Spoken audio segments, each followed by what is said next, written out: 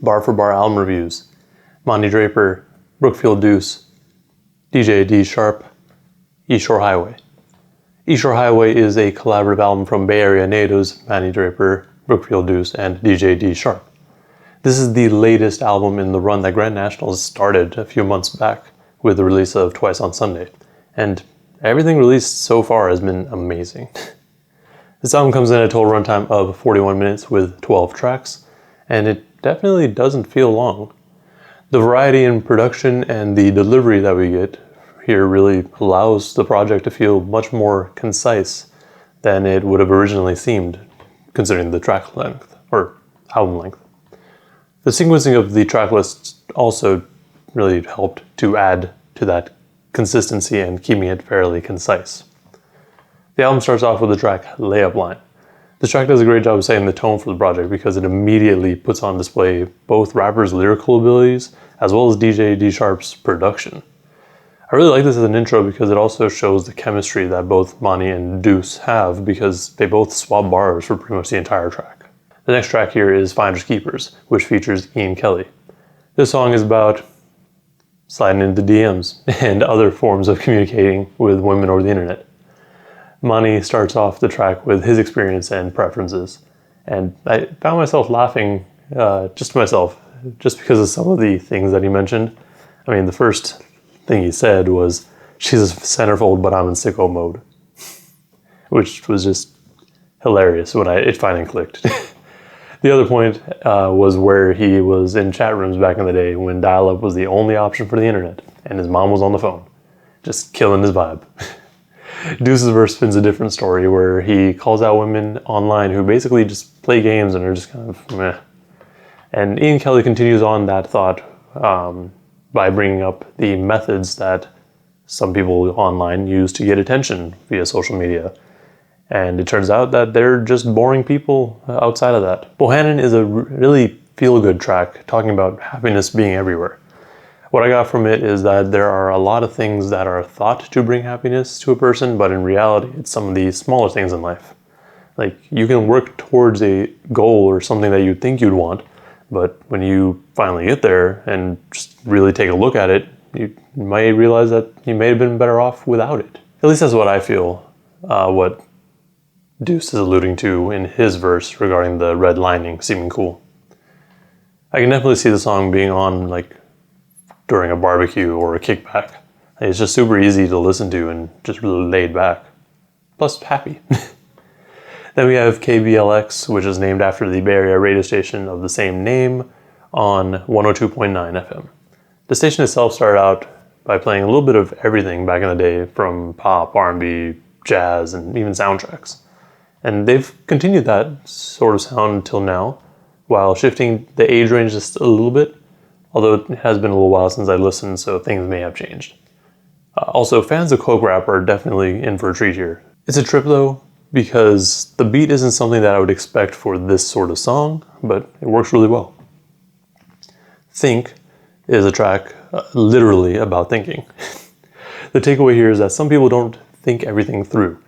An easy way to think of it is book smarts versus street smarts. So you can have someone who is really book smart, but when it comes to common sense and street smarts, they just don't have it. I feel like Mani addresses this with his verse saying, "Late registration got my FAFSA fucked up." It's like he's trying to think or educate himself, but because he registered late, he's not getting the financial aid that he may need for it. Aside from that, it could also very well be just talking about people who listen to hip-hop. Both the people who listen for fun, but also the people who critique it without really paying attention. You know, the people who just bash rap because they think it promotes violence and drug use. If they took what was actually being said in most of the music, they'd see that there's really more to it and not just the stereotypical stuff. As far as people who just listen to some fun, sometimes they just miss out on some important aspects of the song because they're really just taking the lyrics and songs at surface level rather than thinking about what's being said. Like My Style is the first of a 4-track run where we get solo tracks from Deuce and Mani, with this first one being from Deuce. This track is about how people are fans of him and they really like his style. Here I feel like the style could be thought of as the way he portrays himself or his rap style. It's kind of braggadocious at times, and he even acknowledges that one of the reasons that people gravitate towards him is the fact that he's real, unlike some rappers that are just all cap. I also appreciate that he brought up the fact that a lot of people love this type of rap and the hip-hop culture, but he's actually in it and about it like that. Being genuine definitely helps your credibility. Miseducation is another solo track, this time for Mani. This track carries on some of the ideas from Like My Style, where he knows that him and his homies are dope. He touches on how even when all that they're getting is table scraps, it can still be turned into a delicacy. This is actually great because instead of just being upset with what's available or what you're getting, you can flip it and make something great out of it. This is brought up in the second verse as well, where he mentions that he went to Europe because the Bay wasn't messing with a single that he dropped. That's just another one of those things where you see success in one lane and you keep working with what you have. Like, sure, not everyone's going to like what you do, but when you find people that do, pursue it. Sure. He also talks about the grind and how he's already reached so many people, but he wants to keep it pushing and reach even more. The third solo track is Hands Up from Brookfield Deuce.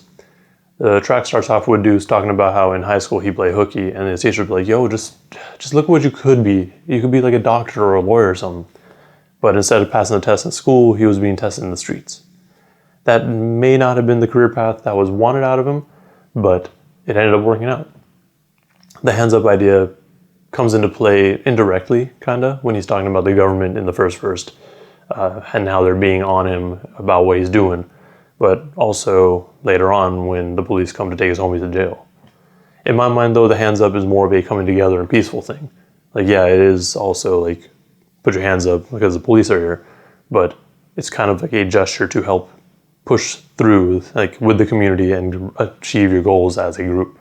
Like, kind of almost like how in Dragon Ball Z, everyone basically put their hands up to give their energy to Goku to build up the spirit bomb, something like that. The fourth solo track in this run is Sorry from Mani.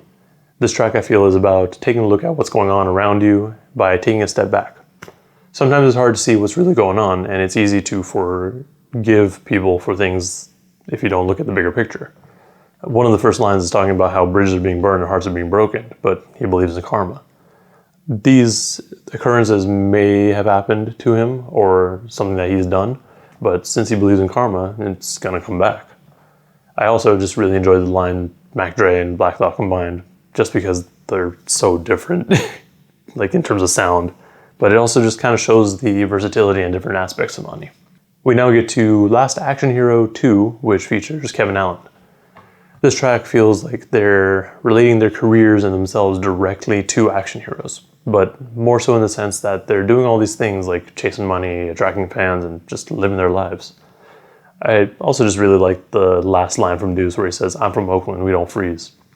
Only because I assume it's a Black Panther reference, and that's my favorite Marvel movie. Eastshore Highway begins to wrap things up with Popular Demand. This track talks about how both Mani and Deuce have been getting more and more popular and more fans.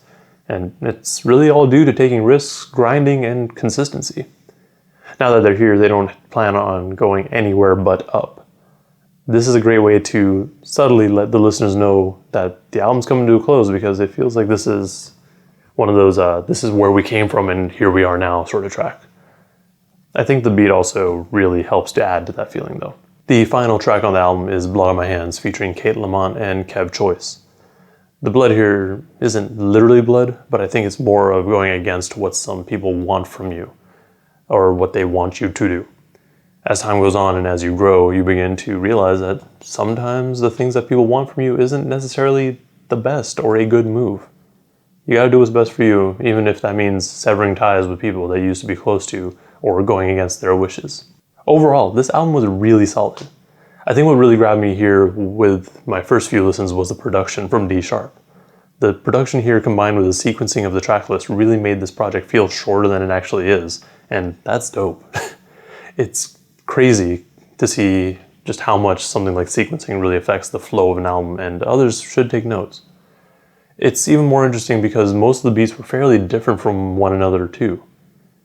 Both Mani Draper and Brookfield Deuce brought great lyrics and flows as well. I also like that they were able to have 2 songs apiece on their own without the project really being affected negatively. And honestly, I didn't even notice that until a few listens in. My favorite tracks on this project are Bohannon, Think, Like My Style, Sorry, and Popular Demand. Now, if you still haven't gotten on this Grand Nationxl train, you are seriously missing out, because everyone involved is incredibly talented and you're bound to like something, or you're bound to find something that you like from their music. Regardless, I look forward to seeing what comes out next. Let me know in the comments below what you thought of this album, what your favorite tracks are, and where you think they're going to go next. Who's dropping next? Also, remember to like and subscribe if you want to see more content and reviews like this one. Thank you for watching, and please stay safe out there.